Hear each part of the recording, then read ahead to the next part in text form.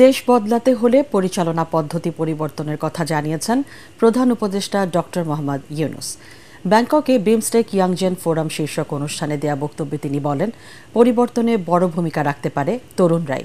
সম্মেলনের দ্বিতীয় দিনে সামুদ্রিক পরিবহন সহযোগিতায় সমঝোতা স্মারক সই হয় সদস্যভুক্ত 7 দেশের মধ্যে। এদিকে আগামীকাল সম্মেলনের সাইডলাইনে বৈঠক করতে যাচ্ছেন ডক্টর ইউনুস ও নরেন্দ্র মোদি। ব্যাংকক থেকে বিস্তারিত জানাচ্ছেন একরামুল হক সায়েম। থাইল্যান্ডের রাজধানী ব্যাংককে শাংগ্রিলা হোটেলে বিমস্টেক মন্ত্রী পর্যায়ের 20তম বৈঠকের আগে জোটের পররাষ্ট্রমন্ত্রীরা সমুদ্র পরিবহন সহযোগিতা চুক্তি সই করেন। বৈঠকে বাংলাদেশের প্রতিনিধিত্ব করেন পররাষ্ট্র উপদেষ্টা তৌহিদ হোসেন।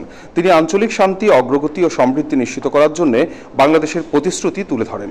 মিয়ানমার থেকে জোর করে বাস্তুচ্যুত রোহিঙ্গাদের নিরাপদে ফিরিয়ে নেওয়ার জন্য দেশটিকে অনুকূল পরিবেশ তৈরির উপর জোর দেন তিনি।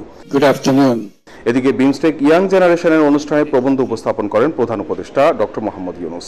সামাজিক ব্যবসা সম্পর্কে তুলে ধরেন তরুণদের সামনে, অনুপ্রাণিত করেন চাকুরি না করে উদ্যোক্তা হতে।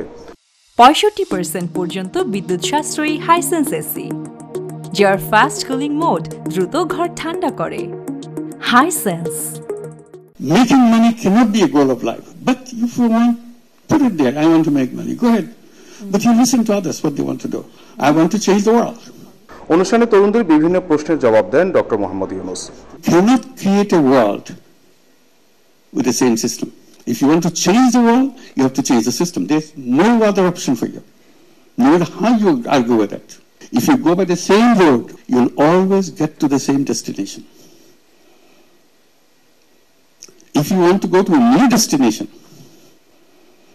you have to build a new road.